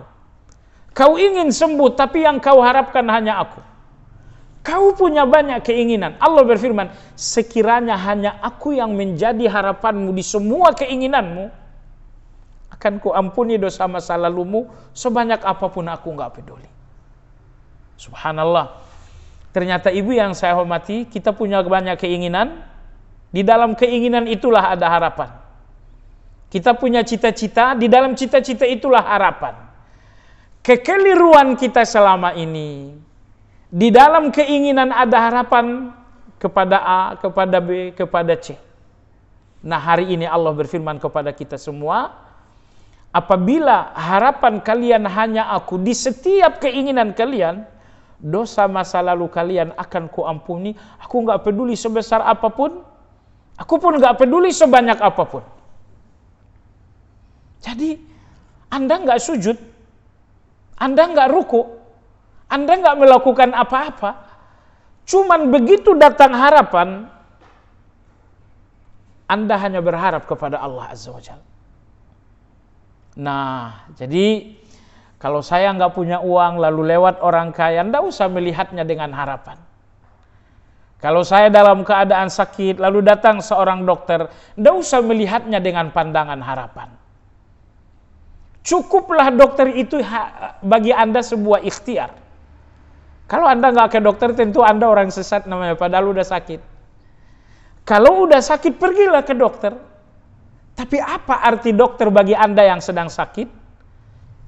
Seorang dokter bagi Anda yang sedang sakit cukuplah sekedar ikhtiar dan usaha, bukan sebuah harapan. Ibu masih ingat kajian terakhir kita sampaikan, kalau ada kawan lagi sakit, lalu Anda bawakan ke dokter, katakan kepada dokter, wahai dokter, masih ada usaha, masih ada ikhtiar bukan? Inilah kata-kata yang benar. Kata-kata yang salah, ketika pasien ini Anda bawa ke dokter, lalu Anda katakan, wahai dokter, masih ada harapan, tidak. Itu salah. Apa bedanya? Bedanya, harapan itu adalah hati. Ikhtiar itu adalah lahiriah. Yang dilakukan oleh dokter hanya sebatas lahiriah. Gitu ya. Maka oleh sebab itu, manfaatkan dokter itu hanya untuk sebatas lahiriah saja, yaitu ikhtiar, yaitu usaha. Adapun harapan hanya kepada Allah Azza wa Jalla. Ini dua hal yang mesti dipisah. Ikhtiar itu adalah lahiriah dan harapan itu adalah batiniah. Ketika Anda berikhtiar, pergilah ke dokter, pergilah kepada spesialis, karena ini ikhtiar Anda harus pergi kepada orang yang layak. Tapi ketika Anda berharap, harapan Anda hanya Allah. Ibu, kenapa tidak boleh menjadikan manusia harapan? Karena manusia ini lemah. Manusia ini bisa berhasil, bisa gagal. Harapan hanya kepada Allah. Kenapa? Karena Allah nggak pernah nggak mampu. Dokter bisa, kadang-kadang dokter bisa, kadang-kadang dokter nggak bisa. Maka agama mengatakan jangan jadikan dokter itu harapan. Tapi Allah Azza wa Jalla, pernahkah Allah tidak bisa? Pernahkah Allah tidak mampu? Nggak pernah. Jadi indah sekali agama ini ketika agama mengatakan berikhtiarlah dengan seorang spesialis, berikhtiarlah dengan seorang profesional, jadikan mereka ikhtiarmu, tapi jangan jadikan mereka harapanmu. Kenapa? Harapan itu hati. Berikan harapan itu kepada Allah karena Allah yang mampu segala-galanya. Dan jangan berikan harapan itu kepada manusia karena manusia itu nggak mampu segala-galanya. Dia mampu 1, dia mampu 2, dia mampu 3, lebihnya dia nggak mampu. Nah, ibu yang saya hormati, kalau harapan ini terlanjur Anda berikan kepada manusia, siap-siaplah untuk kecewa. Karena boleh jadi dia nggak berhasil. Nah, maka agama ini indah, agama ini luar biasa, agama ini mengajar kita untuk bahagia. Maka agama mengatakan harapan adalah batiniahmu cukup hanya kepada Allah. Karena hanya Allah yang mampu segala-galanya. Baik. Harapan adalah ibadah dalam agama kita dan cukup Allah yang diharapkan. Kenapa? Karena ibu yang saya hormati, semua keinginan kita ada di tangan Allah. Saya ingin sehat, sehat itu di tangan Allah. Saya ingin selamat, selamat itu di tangan Allah. Saya ingin kecukupan, kecukupan itu di tangan Allah. Karena semua keinginan saya hanya di tangan Allah, cukuplah Allah itu sebagai harapan. Baik, jadi di antara ibadah yang kedua adalah ibadah berharap. Yang pertama tadi cinta, yang kedua adalah ibadah harap. Di antara ibadah tadi disebutkan juga adalah ibadah takut. Ibadah takut. Ternyata takut itu ibadah. Tapi sama dengan cinta. Ada takut yang naluriah. Anda takut kepada harimau, Anda takut kepada kalajengking, itu namanya takut yang naluriah. Lalu yang kedua ada takut namanya takut ibadah. Takut di mana Anda rela melakukan segala-galanya. Kalau ada seseorang yang takut miskin, lalu dia rela melakukan segala-galanya, takut miskin Anda ini bukan lagi takut naluriah. Ini sudah takut ibadah. Kalau ada seorang calon pejabat takut gagal, lalu ia rela melakukan segala-galanya, kita katakan takut Anda ini bukan lagi takut naluriah, tapi ini adalah takut ibadah. Takut ibadah hanya untuk Allah Subhanahu wa ta'ala. Enggak boleh takut ibadah ini untuk jabatan. Enggak boleh takut ibadah ini untuk harta dan selanjutnya. Saya takut mati. Oh, itu naluriah. Tapi kalau kemudian Anda rela melakukan segala-galanya, Anda pergi ke dukun, Anda rela melakukan syirik, itu takut yang membuat Anda rela melakukan segala-galanya. Ini takut ibadah hanya untuk Allah. Tidak boleh takut ibadah ini untuk sakit. Cuma sekalian yang saya hormati, agama kita apa namanya? Islam. Apa arti Islam? Islam itu artinya pasrah, berserah diri. Karena ibu yang saya hormati, kata kunci kebahagiaan itu ternyata satu, yaitu pasrah. Kenapa? Penjelasannya begini. Hari ini ibu gelisah, ibu sedih terhadap masa lalu. Kenapa? Masa lalu yang ibu tolak, itulah yang hari ini menjadi kegelisahan. Ada nggak sih peristiwa masa lalu yang ibu nggak terima? Semua kejadian masa lalu yang ibu tolak, ibu nggak mau nerima, itulah yang hari ini jadi kegelisahan. Baik, masa yang akan datang banyak kejadian-kejadian. Semua kejadian masa yang akan datang yang ibu nggak terima, itu yang hari ini menjadi ketakutan.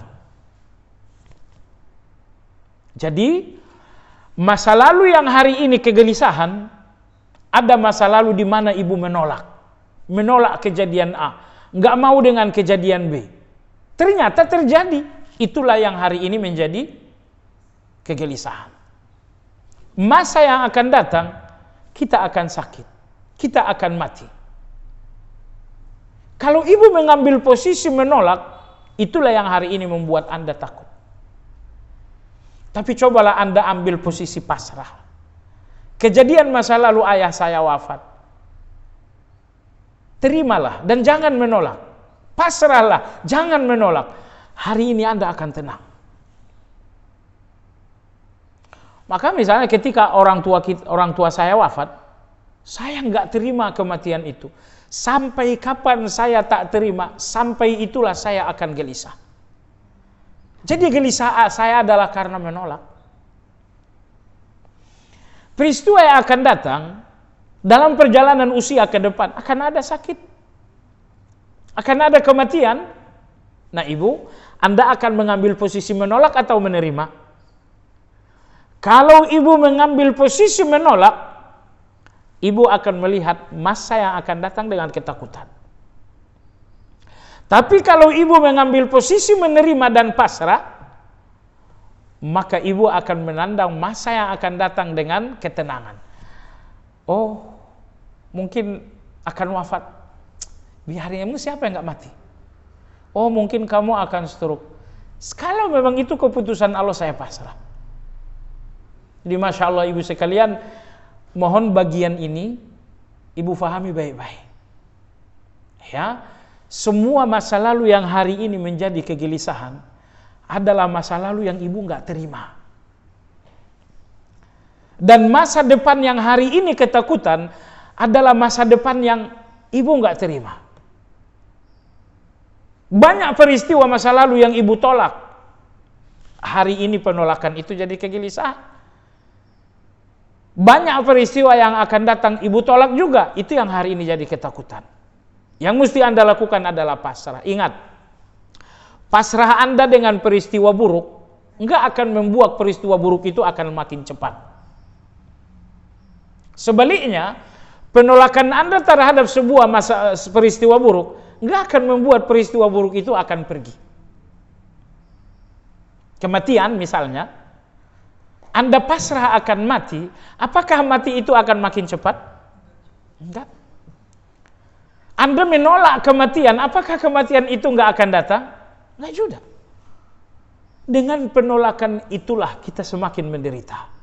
Maka agama kita Islam, artinya pasrah, akhirnya berserah diri. Karena ternyata kata kunci kebahagiaan itu berserah diri.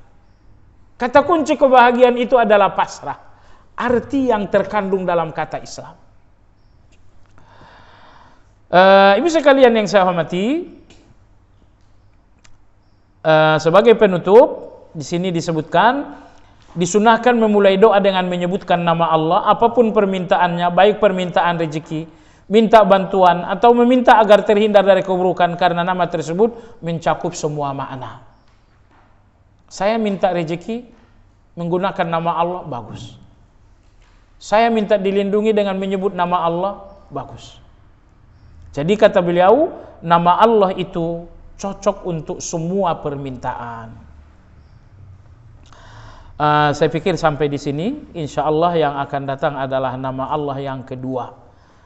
Ya, jam 11.40. Kita ada waktu beberapa menit ke depan. Tak mungkin kurang lebih 20 menit ke depan, seperempat jam ke depan untuk sesi tanya jawab. Bagi ibu yang ingin bertanya, dipersilakan.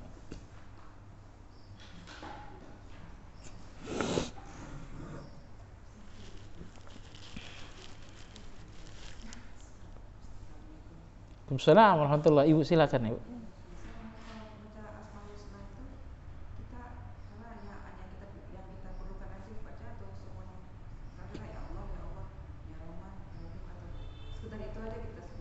Iya.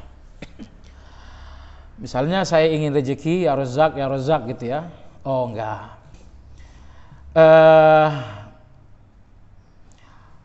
Ada beberapa asmaul husna yang agung. Semua nama Allah itu agung memang.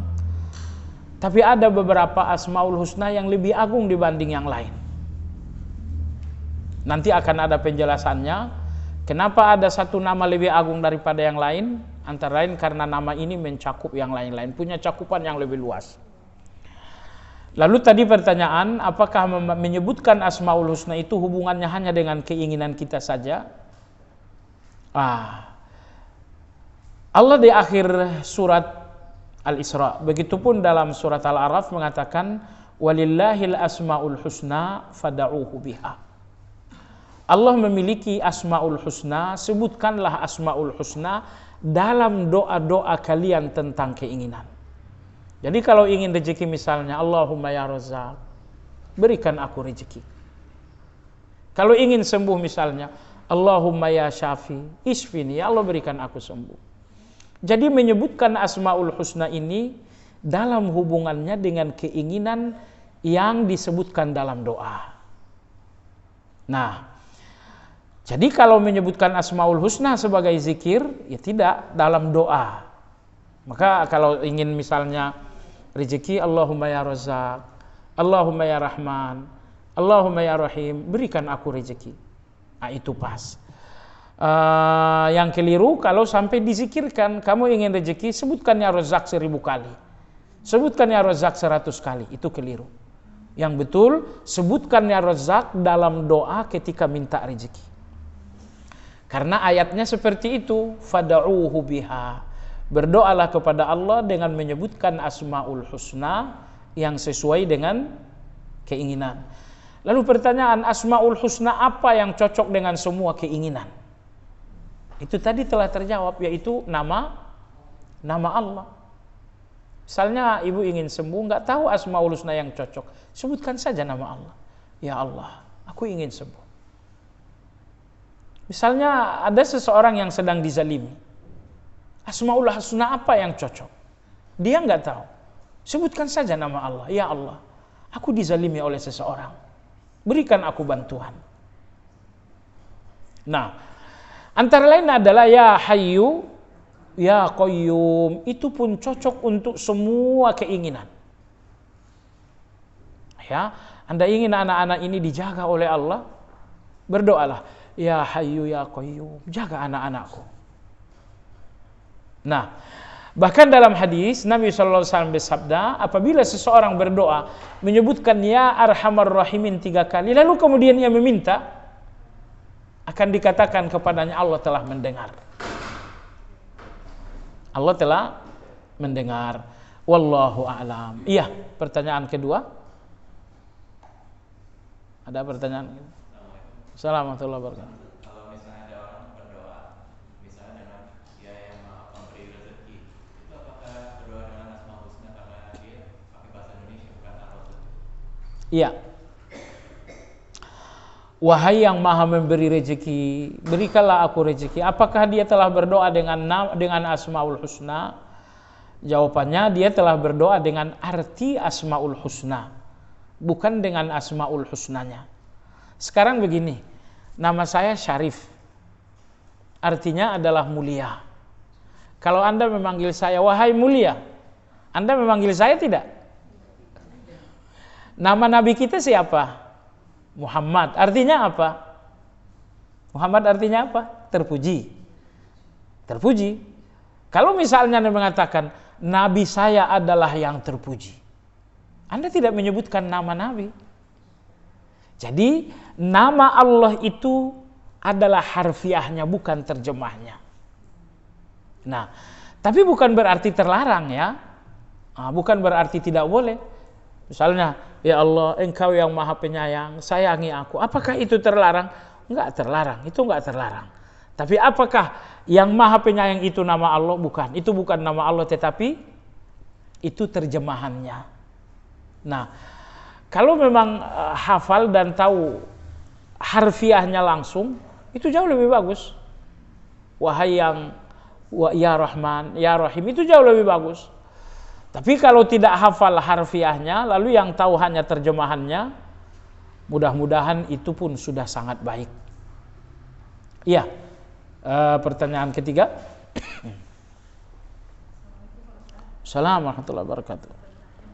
Kalau kita berdoa kan di sholat kita ada yang mengatakan bahwa afdolnya sebelum salam. Tapi apakah kita perlu ada pada sebelum salam itu kita mengucapkan alhamdulillah, terus puji-pujian kepada Allah, terus salawat, melakukan doa langsung, atau bagaimana Pak Ustaz? Iya. Yang kedua Pak Ustaz begini Pak Ustaz, kalau doa kita di luar sholat, apakah kita sebutkan juga nama-nama Allah di luar nama ya Allah gitu Pak Ustaz? Kan harus bilang, ada yang bilang menyatakan bahwa lebih bagus katakan ya saja wal ikram. Jadi setiap itu kita sebutkan itu baru permintaan, situ baru abdul yang ada gitu. Iya, iya. Mohon pencerahan Pak Ustaz. Iya. Dalam hadis Ka'ab bin Ujrah, Nabi bersabda, "Idza shalla ahadukum falyabda bi tahmidillah, thumma yusalli ala nabiyhi." Apabila kalian berdoa, maka awalilah dengan pujian kepada Allah, lalu lanjutkan dengan salawat. Kalau berdoa menjelang salam, fil alamina innaka hamidum majid, sebelum salam sempatkan berdoa. Tidak perlu lagi memuji dan bersolawat, karena sudah disebutkan di awal. At-tahiyatul mubarakatus salawatut tayyibatu lillah. Assalamu alayka ayyuhan nabi. Allahumma salli ala Muhammad. Itu semuanya pujian-pujian untuk Allah sudah. At-tahiyatul mubarakatus salawatut tayyibatu lillah. Itu pujian untuk Allah. Setelah syahadat asyhadu an la ilaha illallah asyhadu anna Allahumma shalli ala Muhammad wa ala, Anda pun sudah bacakan salawat. Makanya begitu selesai innaka hamidum majid, langsung sebutkan doanya. Misalnya Allahumma ighfirli wa liwalidayya wa lil mu'minin yauma yaqumul hisab. Bahkan satu doa yang tidak boleh tidak dibacakan orang yang usianya lebih 40 tahun. Ibu sudah 40 tahun belum? Nah, kata ulama kita ada satu doa nggak boleh dilupakan orang yang usianya 40 tahun lebih. Yaitu doa pada ayat 15 dalam surat Al-Ahqaf. Ayat 15 surat Al-Ahqaf. Rabbi auzi'ni an ashkura ni'mataka allati an'amta alayya wa ala walidayya wa an a'mala salihan tardahu wa aslih li fi dhurriyyati inni tubtu ilaika wa inni minal muslimin. Al-Ahqaf ayat 15. Nah, jadi doa jelang salam tidak perlu lagi alhamdulillah, karena alhamdulillah sudah tergantikan dengan pujian lain. At-tahiyatul mubarakatus salawatut thayyibat. Tidak perlu lagi baca salawat karena memang salawat itu sudah ada. Nah, Sama dengan pada saat sujud juga ya Ustaz ya. Langsung kita doa ya. bisa. Pada saat sujud ibu sudah mengatakan subhana rabbiyal a'la. Itu sudah pujian bagi Allah. Nah, kalau mau disambung dengan salawat boleh. Subhanakallah. Ibu dalam sujud baca apa dalam sujud? Subhana rabbiyal a'la. Subhana rabbiyal a'la, itu pujian bagi Allah.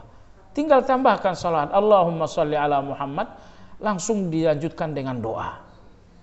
Kalau tidak pakai salawat, pujian saja insya Allah sudah cukup. Tapi yang terbaik adalah tambahkan dengan salawat. Baik.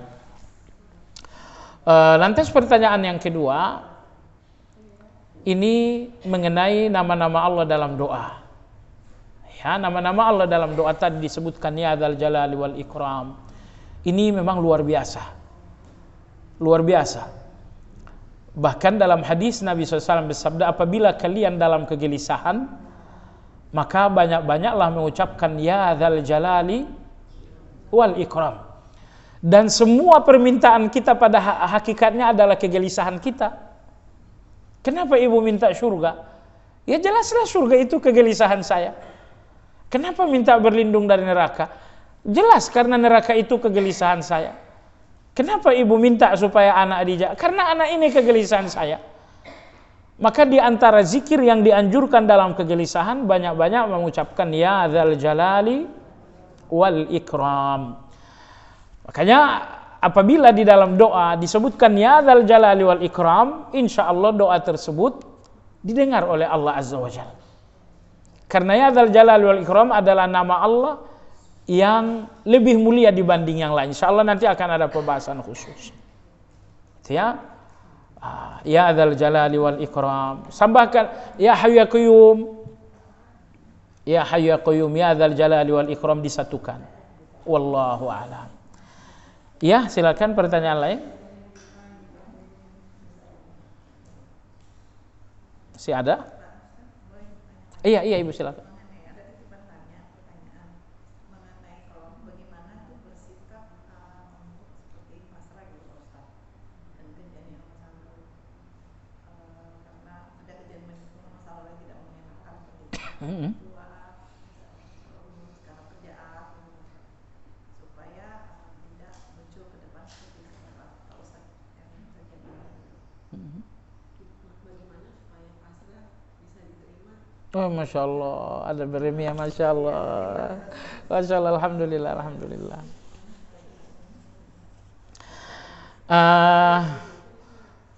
Kalau di Saudi itu ada satu buku bestseller, sayangnya nggak diterjemahkan di Indonesia. Judulnya adalah As'adun Nas, manusia yang paling berbahagia.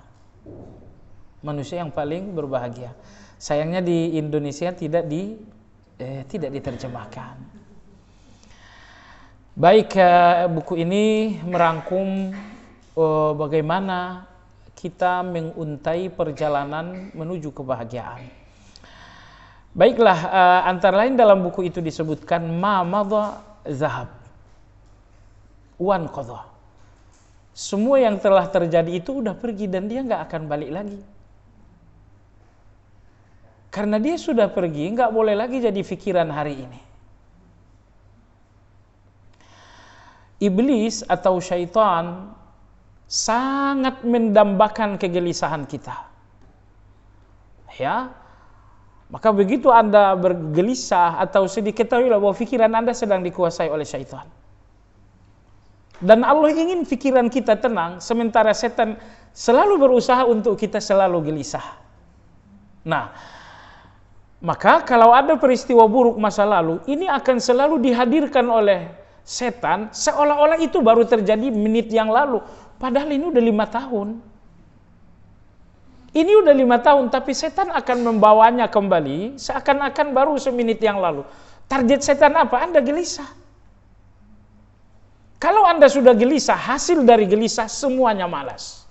Sholat malas, baca Quran malas, bahkan ketika Anda sholat pun Anda gak akan menikmati sholat. Nah, jadi apapun gelisah Anda sadari, kalau Anda sudah gelisah, pikiran Anda dikuasai oleh syaitan. Nah, jadi nomor 1, putuskan pikiran dengan masa lalu karena memang sudah berlalu. Tugas kita di sini adalah memperbaiki yang akan datang. Gelisah kita hari ini nggak memperbaiki yang lalu. Yang bisa Anda perbaiki adalah yang akan datang. Jadi yang bisa Anda lakukan, putuskan pikiran. Yang kedua yang bisa Anda lakukan, nomor 2 ini paling nomor 1 juga. Apa itu?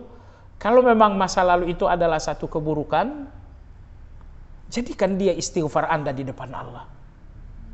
Ya Allah, Ibu yang saya hormati, keburukan masa lalu Anda enggak akan lepas dari kesedihan Anda sebelum keburukan tersebut Anda ubah menjadi istighfar di depan Allah.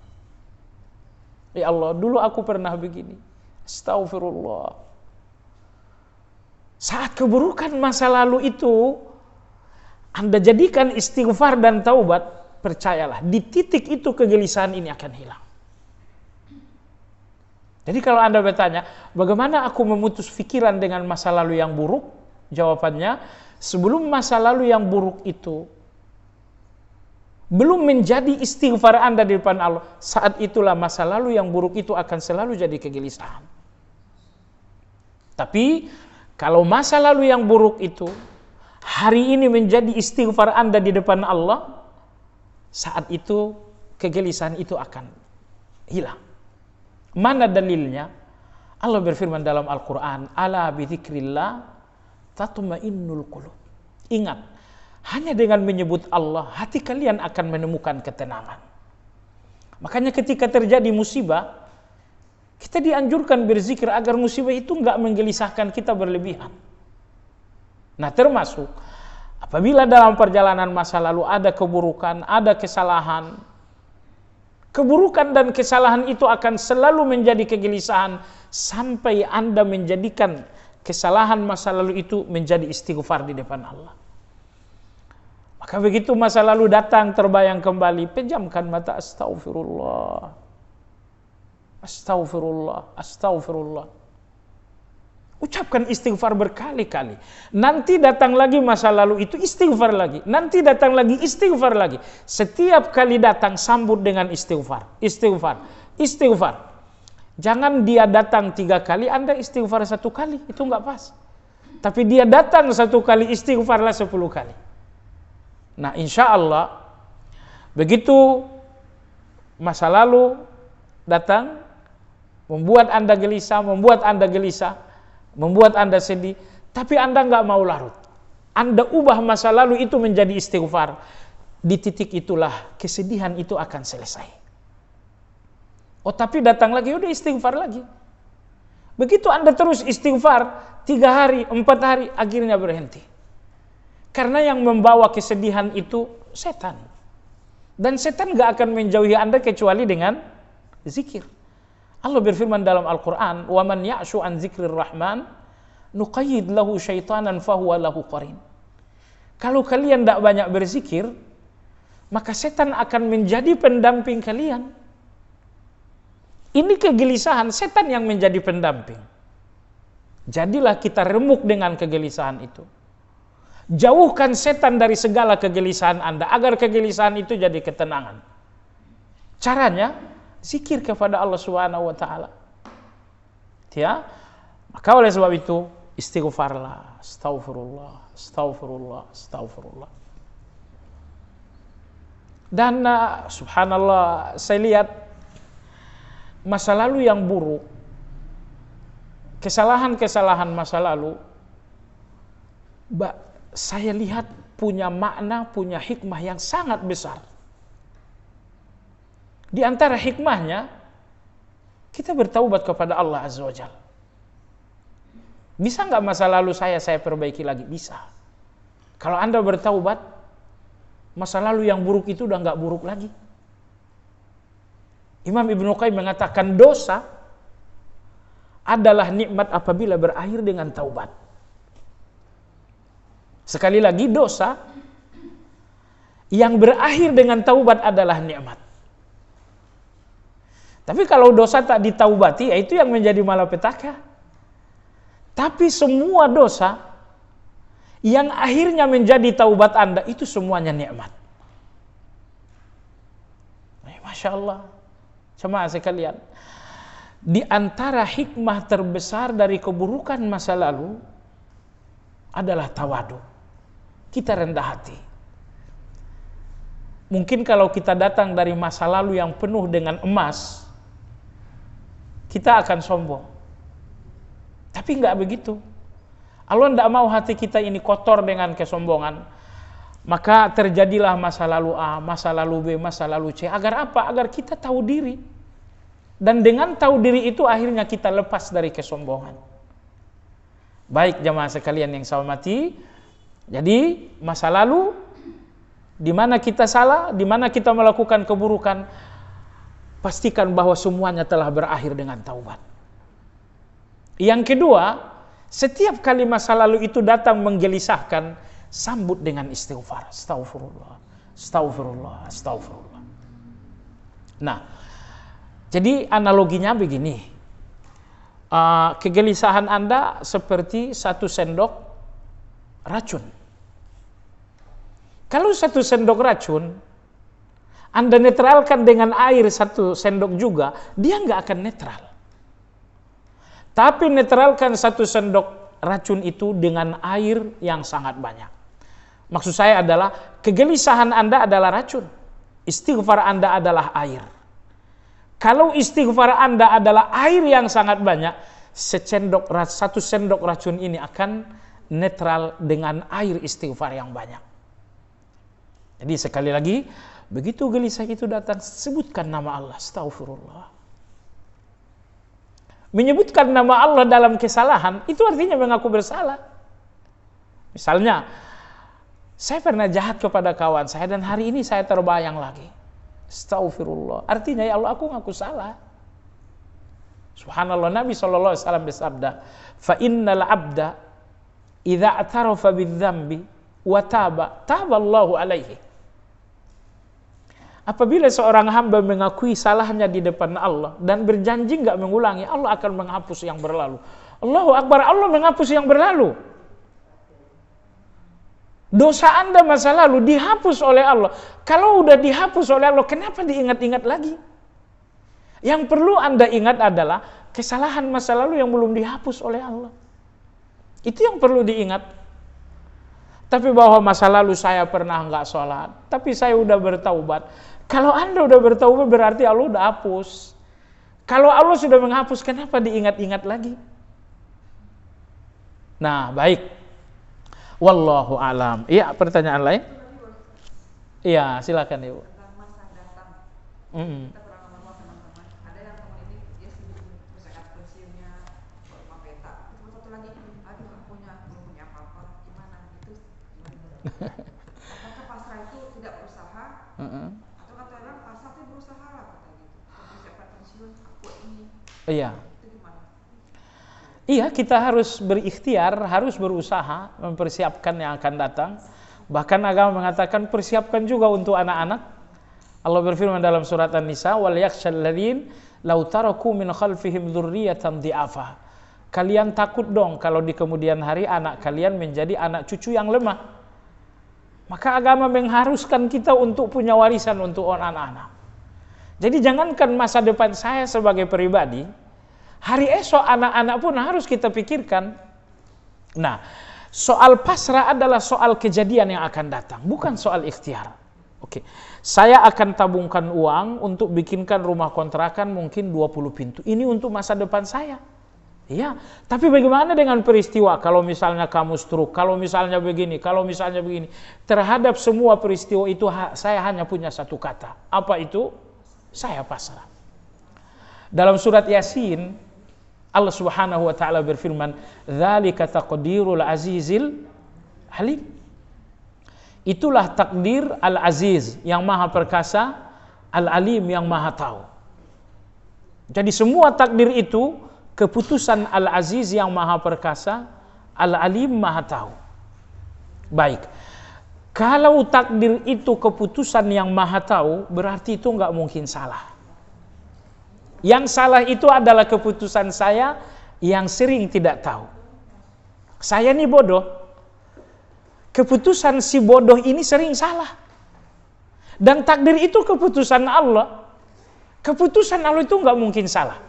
Karena Allah Al-Alim Maha Tahu. Bahkan Bapak Ibu yang saya hormati, demi Allah, tidak satu pun peristiwa dalam hidup saya dan hidup Anda yang salah. Enggak ada yang salah sama sekali. Salah itu hanya dihubungkan dengan manusia. Dihubungkan dengan Allah enggak ada yang salah. Maksudnya begini, terjadi kasus pembunuhan, apakah ini salah? Kalau Anda hubungkan dengan sang pembunuh, ini salah. Tapi kalau Anda hubungkan dengan Allah, itu enggak salah. Kenapa? Karena Allah memberikan hikmah. Dan hikmah Allah selalu lebih besar daripada sebuah musibah. Pernah enggak musibah lebih besar dari hikmah? Enggak pernah. Enggak pernah. Tetapi hikmah Allah dalam satu musibah pasti lebih besar daripada musibah. masalah kita nih, kita selalu melihat musibahnya dan gak mau melihat hikmah. Akhirnya musibah ini besar sekali. Adapun sekiranya saya lebih melihat hikmah, maka musibah ini bagaimanapun akan sedikit terkurangi. Akan sedikit terkurangi. Ini musibahnya kematian, ini kematian, tapi ini kok menjerit-jerit. Nah, cara pandangnya berbeda. Maka agama mengatakan di balik musibah ada hikmah Allah. Maka jangan terlalu lama melihat musibah. Lebih banyaklah waktu melihat hikmah. Ya, kebaikan Allah dalam musibah jauh lebih besar daripada musibah itu sendiri. 2 hari lalu di Saudi ada satu peristiwa viral. Ada seorang laki-laki. Saya ingin ingatkan ibu sekalian, Nabi SAW bersabda, la tada'u ala auladikum. Kata Nabi SAW, semarah apapun jangan ucapkan keburukan untuk anak-anak. Ini anak saya bandel, saya marah sampai ke ubun-ubun. Nabi bersabda, la tada'u ala auladikum. Semarah sebenci apapun jangan ucapkan keburukan kepada anak kalian. Ceritanya ada seorang bernama Abdullah bin Ni'mah. Aslinya orang Jeddah tapi kemudian pindah ke kota Madinah. Di usia 17 tahun memang dia bandel. Bersama kawan-kawan dia pergi ke kolam renang. Dilarang oleh ibunya, dia gak mau. Dia durhaka, dia membantah. Akhirnya ibunya mengatakan, pergilah kau berenang sampai kepalamu membentur. Biar kepalamu bentur gitu kan. Ingat, kita dalam kondisi tidak emosi, melihat itu salah. Makanya kendalikan emosi. Karena orang yang emosi itu, akal sehatnya turun, sehingga nggak kenal lagi mana yang salah, mana yang nggak salah. Qadarullah akhirnya orang ini meloncat, persis seperti ucapan ibunya. Dia mengalami benturan, terjadilah keretakan di sini. Akhirnya kepalanya mulai hari itu nggak bisa lagi bergerak. Seluruh tubuh pun nggak bergerak. Sehingga seusianya sampai beliau meninggal, cuman berdiri duduk begini saja. Nggak bisa bergerak ke kanan, nggak bisa bergerak ke kiri.